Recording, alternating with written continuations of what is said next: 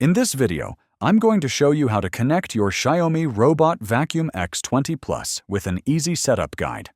Connecting it to the My Home app lets you control cleaning schedules and monitor your vacuum from anywhere.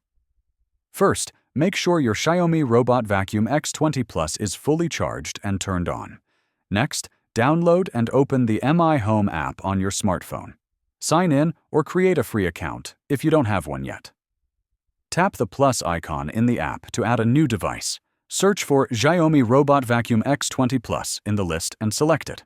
Follow the on-screen instructions to put your vacuum into pairing mode, usually by pressing and holding the power button until you hear a beep or see a blinking light.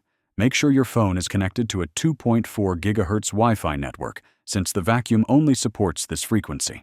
Enter your Wi-Fi password when prompted. Wait a moment while the app connects to your vacuum. Once connected, you'll see your Xiaomi Robot Vacuum X20 Plus in the app and can start cleaning, scheduling, and customizing settings easily. If this video helped you, please like and subscribe to the channel for more smart home tutorials.